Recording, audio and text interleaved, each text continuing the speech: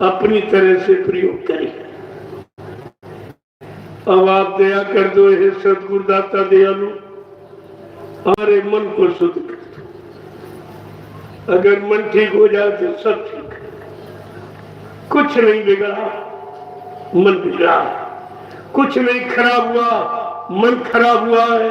कुछ नहीं पाप हुआ, मन ने पाप किया है, मन ने पाप करवाया है।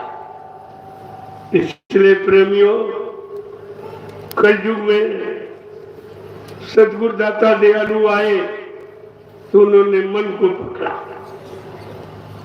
इस मन को पकड़ा और कहा कि आज तक तुमने मन का कहना माना है तो 4,84,00,000 नरकों की योनियों से अभी तक आप निकल नहीं पाए। कितने सतयुग त्रेता द्वापर कलयुग निकल गए, निकल नहीं पाए। अब जरा मेरा कहना मानो तो क्या कहते हैं, सतगुरु कहे करो अब सोई, अब मन के कहे चलो मत कोई। अब इस शैतान मन का कहना मत मानो। इसने तुमको कितने नरकों में यानी भरमाया, भुगतान कराया, कितनी मार मारवाई। जमराजा की कितनी मार खाई आपने, भवसागर के कितने गोते खाए, और इस मन ने आपका सुधार नहीं होने दिया और अपनी मनमानी कराता रहा। और तुमने गुरु के वचन को नहीं माना। जब गुरु के वचनों को लोग भूल गए, संतों को वचनों को भूल गए, सदगुरु के वचनों को भूल गए, तब आज इस मृत लोक मंडल में हम सब जीवात्माओं के उद्धार के लिए समर्थदाता अनामी महाप्रभु को मानव चोला धारण करना पड़ा। तब अनामी महाप्रभु को स्वतः प्रभु नाम लेके आना पड़ा। प्रेमियों, प्रभु नाम का प्रचार यहां कभी नहीं, किसी युग में नहीं हुआ। हर युग का इतिहास बता रहा है कि सतयुग में योगियों ने हरि नाम जगाया तो हरि नाम का प्रचार, हरि नाम की साधना में लोगों को लगाया गया और हरि नाम से उनका काम कराया गया। लेकिन ये परिवर्तनशील जगत है, सतयुग भी नहीं रहा। क्या त्रेता, त्रेता में ऋषि मुनियों ने राम नाम जगाया, राम नाम जगाया तो राम नाम को लोगों ने लिया। जिन लोगों ने समय से राम नाम लिया उनका काम हो गया। अब ये है जो नाम जिस लोक मंडल मुकाम से आता है उसका नाम लेने से, स्मरण करने से, उसके अनुसार चलने से, आदेश हुकुम मानने पर वो नाम उस लोक में पहुंचा देता। लेकिन जीवात्मा तो सतलोक की रहने वाली।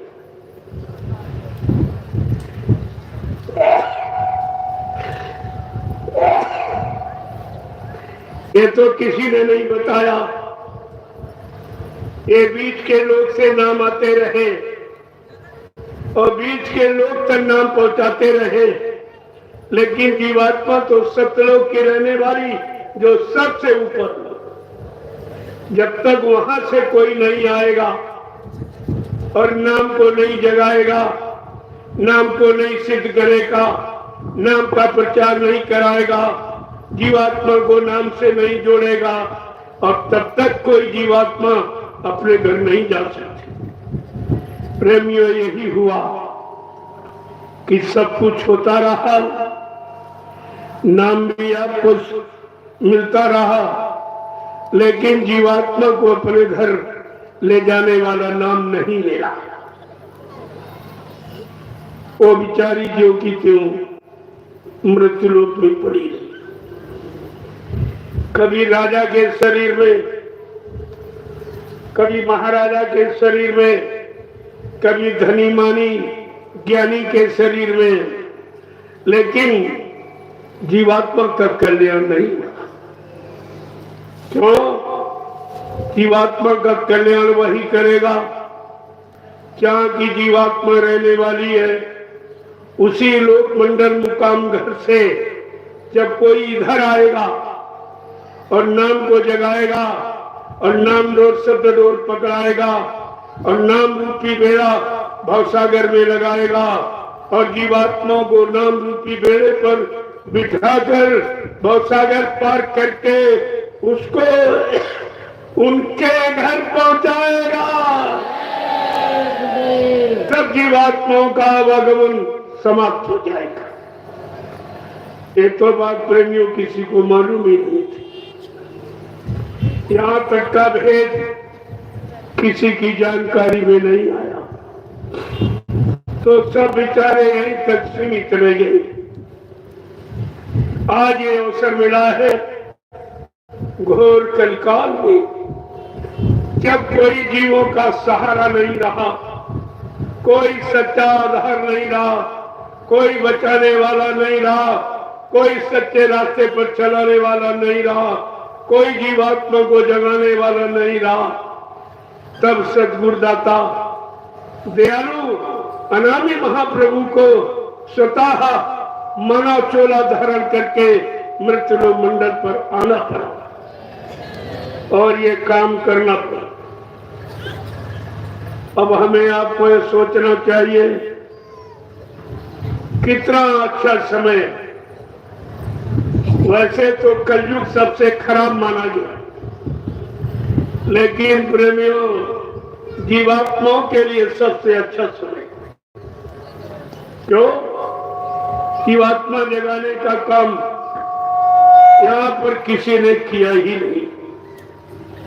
जीवात्मा बेचारी ज्यों त्यों काल के चक्कर में, कर्मों के विधान में फंसी रही, निकल नहीं पाई, क्योंकि निकालने वाला कोई आया नहीं था। किसी ने वो नाम जगाया नहीं जिस नाम डोर को पकड़कर जीवात्मा आई थी। वो नाम डोर किसी ने पकड़ाई नहीं। किसी को सच्चे नाम की जानकारी नहीं थी। किसी को ये मालूम नहीं था कि जीवात्मा कैसे आई है, अमृत मंडल में किसने इसको फंसा लिया, ये राज किसी को मालूम नहीं था। इसीलिए सच्चा निकलने का रास्ता नहीं था। अब कलयुग में संत पधारे, उन्होंने ये सच्चा रास्ता जीवात्माओं को जगाने का, परमात्मा से मिलाने का दिया। अब यह है जिसको जितना काम सौंपा उस सत्पुरुष मालिक ने, जो सबका संसार है, सबका रखवाला है, सबका खेवनहार है, वो है सत्पुरुष। जब तक सत्पुरुष के इशारे से, इसलिए मृत्यु मंडल में कोई नहीं आएगा और काम नहीं करेगा, तब तक कोई भी ज्ञानी ध्यानी विज्ञानी जीवात्मा को जगा नहीं सकता। वो तो अधिकार सत्पुरुष ने संतों को दिया और संतों को भेजा कि जाओ, जीवात्मा मुद्दतों से काल माया के चक्कर में फंस गई, जाओ उसको निकाल के ले आओ, नाम डोर शब्द डोर पकड़ाओ और उसको अपने घर की तरफ चलने का सहारा दो। तब ये काम शुरू हुआ। और धीरे धीरे जो लोग उनको भी भूल गए, जिनको सत्पुरुष ने भेजा, गुरु को, सदगुरु को, संतों को, तब अनामी महाप्रभु को स्वतः मानव चोला धारण करके आना पड़ा और जीवों को जगाने की आवाज लगानी पड़ी। ऐसी आवाज न कभी किसी ने लगाई न कोई लगा रहा न कोई लगा सकेगा जीवात्माओं के जगाने का। अपने लाभ स्वार्थ मान सम्मान की आवाज तो लगाएगा इंसान, लेकिन भगवान परमात्मा से मिलने की आवाज यहाँ कोई नहीं लगा सकता। यही आपको समझना चाहिए कि तुम्हारी जीवात्मा के कल्याण की आवाज कौन लगा रहा, कौन अपने लाभ स्वार्थ की आवाज लगा रहा, कौन अपने मान सम्मान प्रतिष्ठा अधिकार पाने की आवाज लगा रहा, और कौन तुम्हारे मन को पाक साफ निर्मल पवित्र करके तुम्हारी जीवात्मा को जगाकर परमात्मा से मिलने की आवाज लगा रहा।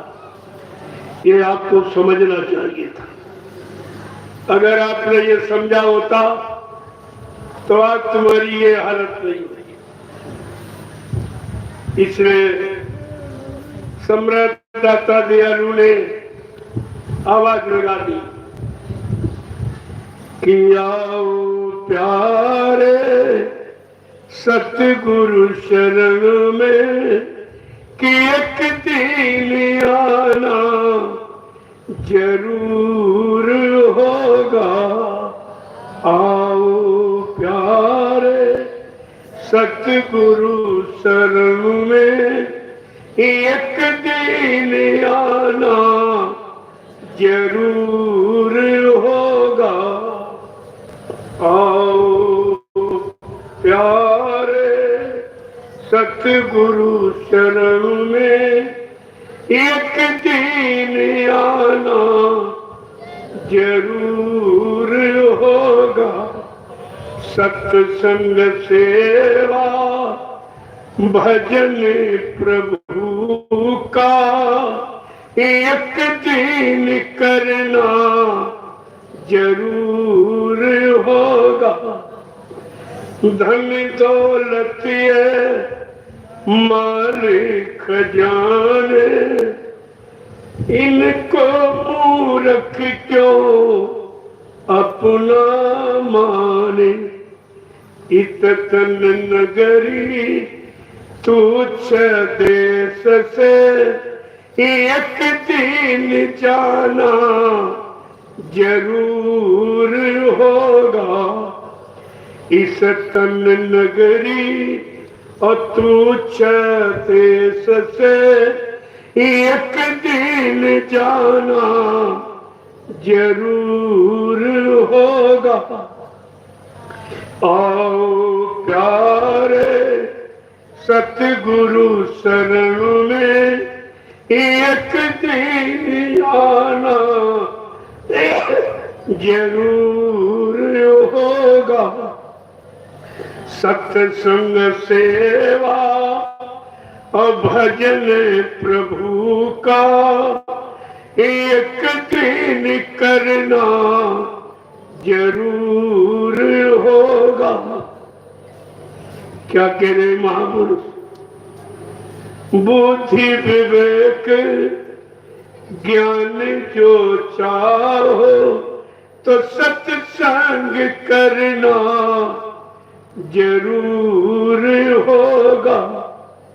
बुद्धि विवेक ज्ञान जो चाहो, तो सत्संग करना जरूर होगा।